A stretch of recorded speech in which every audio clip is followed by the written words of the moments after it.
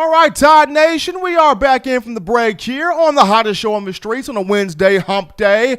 Number one forum for Crimson Tide football news, notes, and information. That being in my own words with yours truly, Stephen Smith of Touchdown Alabama Magazine. Got the man John Ivory in the production studio, and we appreciate every last one of you for tuning in, for your patience, for your support here on the channel. And also, Tide Nation phone line still open, 205-448-1358. You have questions, you have thoughts, you have concerns, phone line still open, 205-448-1358. Want to hear from you, 205-448-1358. But as you guys are getting your thoughts together here, we now look at one Steve Sarkisian, offensive coordinator for the Crimson Tide, pocketing that cool $2.5 million. That cool $2.5 million here. Got that contract approved by the University of Alabama Board of Trustees on the day. But Sark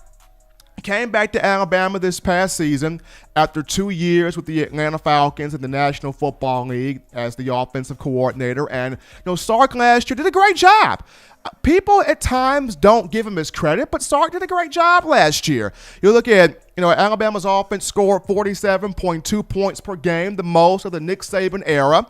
And despite some injuries offensively, including one to Tua Tagovailoa, you still had a quarterback in Tua that nearly had a 3,000-yard passing season, 33 touchdowns to just 3 interceptions. Could have won the Heisman Trophy if he would have stayed healthy there. You still had a 1,200-yard running back, Najee Harris, 1,224 yards. You had 2 1,000-yard receivers in Devontae Smith and Jerry Jeudy. And also you had an offensive line that only gave up, 12 sacks and 418 pass attempts? So Sark did a good job. Sark did a strong job. And even when Tua got hurt, he helped Mac Jones feel comfortable in getting out there on the field. And as Jones continued to progress throughout the latter portion of the season, especially against Auburn and Michigan in the Citrus Bowl, he came into his own in both of those matches. But Sark in now year 2 here with the Crimson Tide as the OC, as the main play caller. Year 2 means a lot here for Alabama in terms of offensive guys. When you look at, first and foremost, Jim McElwain, 2009, his second year as the play caller, won a national championship, had a Heisman winner in Mark Ingram. Lane Kiffin, in his second year as the play caller, 2015, won a national championship, had the Heisman winner in Derrick Henry. Now, am I saying that Sarkisian needs to have a Heisman winner this year? I mean, that would be nice.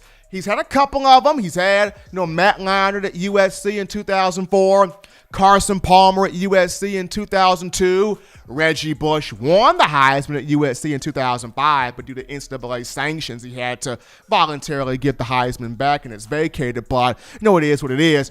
Sarkisian has had some Heisman winners in his past. So could he get the Heisman winner this upcoming season? That would be nice, but more so important than that is getting the national championship when you discuss this among Alabama football fans, you guys. So for Sark here, year 2, and trying to get this championship, there are 2 things that will be weighing heavily on Sark's mind. 2 things weighing heavily on Sark's mind here.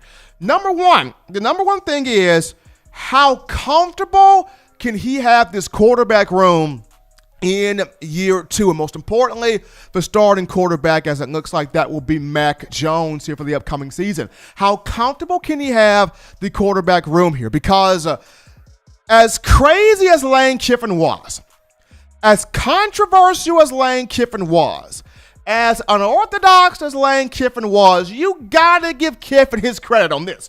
There were some things that Kiffin did better than any other offensive mind in the game. You got to give the man his credit for this. But number one thing that Kiffin was great at, Kiffin was great at getting a quarterback room comfortable. You can't tell me he didn't know how to do that. Kiffin was great and getting quarterbacks comfortable. You go back to 2014, Blake Sims was a nervous wreck out there at times, and Kiffin was like, son, pimp juice, brother, young man, look at me. Look at me, Blake. Son, look at me, young man. Look at me, Blake. Look at me. I got you.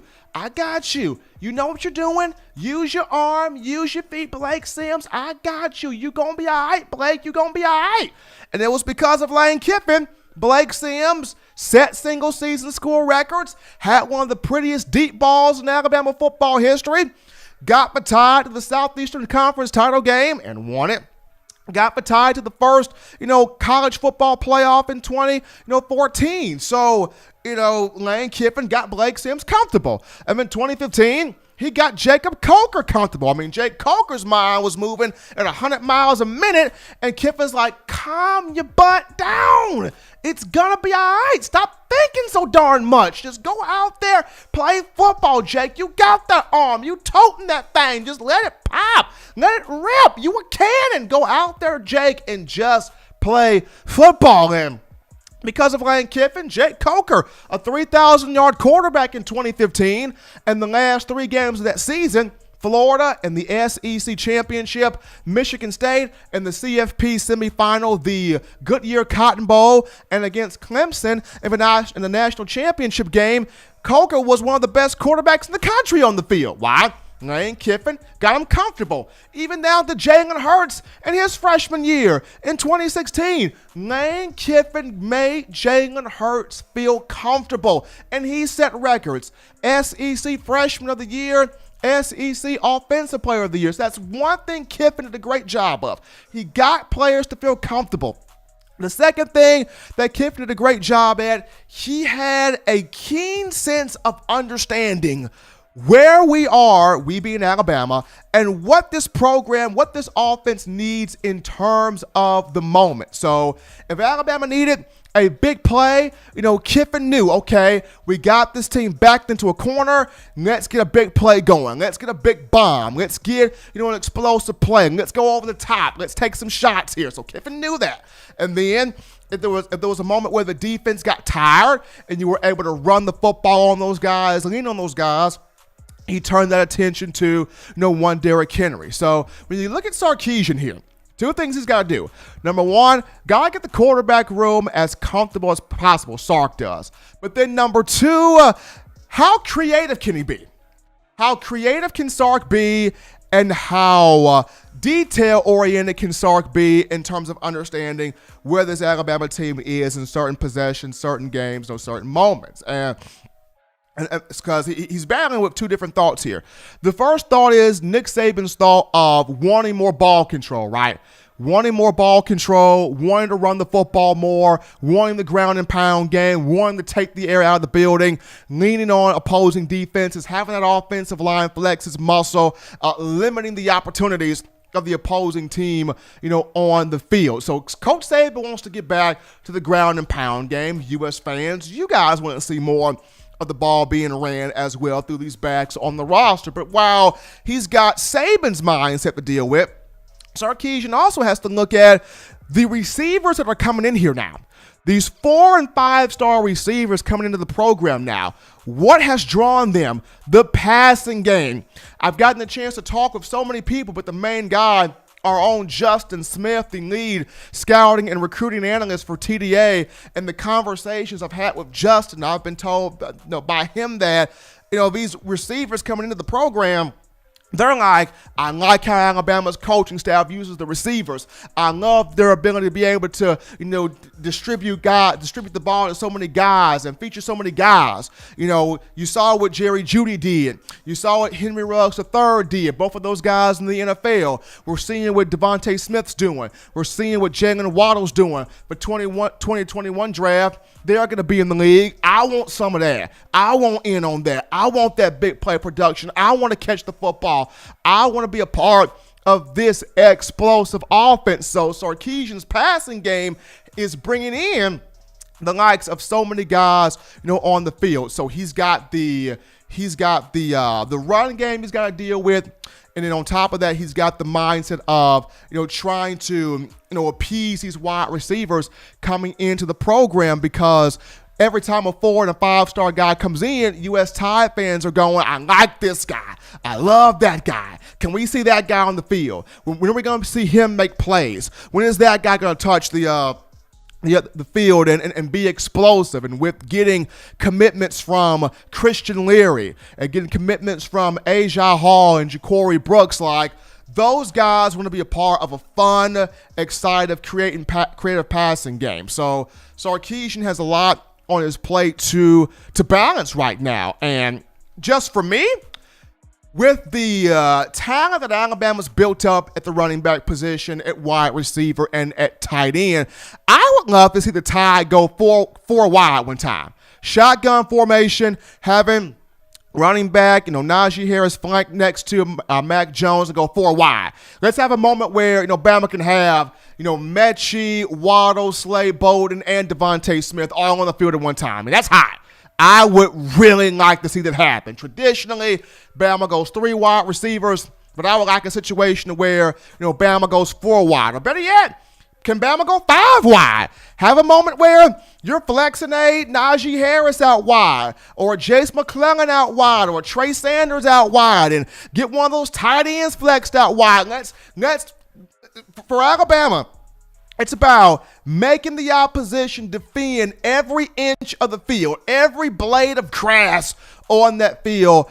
Force the defensive backs, force the defensive coordinators to defend every inch of the football field. So, for Sark, how creative can he be with this offense, with the talent that he's got, and then the attention to details in the moment.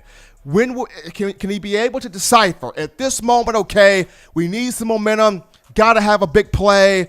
Got to have a big bomb. Got to take the top off the defense. Got to be explosive here. Versus, okay, here's a moment where their defensive line's looking tired. Their defensive front's looking tired. Let's get this offensive line flexing some muscle, and let's run the football up and down the field. But that's just some thoughts there, on Steve Sarkisian. Had a great year in 2019, but this year, second year as the offensive coordinator. Jim McElwain won national championship second year. Lane Kiffin won a national championship in his second year. It is now Sark's turn. How will he go about balancing the run game as well as the passing attack?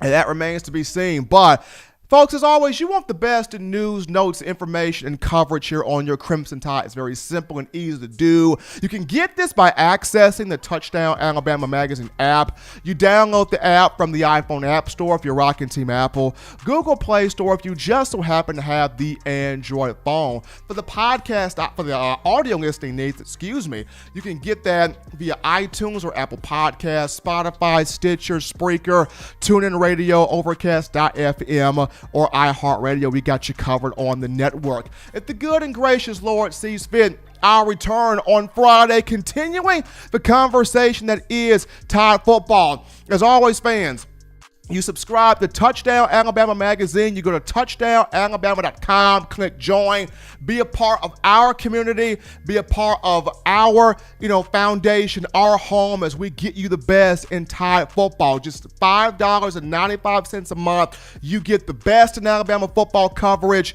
You get the annual magazine and the most exceptional recruiting news from our own Justin Smith. So touchdownalabama.com, click join, be a part of our family. Link will be found there in the description. As always, you can purchase individual copies of Touchdown Alabama Magazine, have those sent to your door. That link in the description. Special shout out to my man Jay Lee for dropping in $100 in the super chats. Appreciate that, Jay Lee. As always, one of our faithful listeners, showing love to the network. But as always, folks, husbands, love your wives. Wives appreciate, value those husbands. Children, continue doing those things legitimately now to not be bored. Get you those 3 hearty meals a day, those 3 great laughs a day. Protect yourself, protect the loved ones around you. Until next time, folks, I'm your man, Stephen M. Smith, and this has been In My Own Words.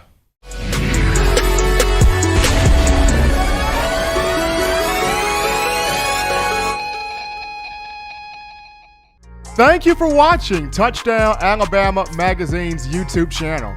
To continue to get the best in Alabama football content, subscribe here and turn on your notifications to stay connected with the hottest shows covering your Crimson Tide.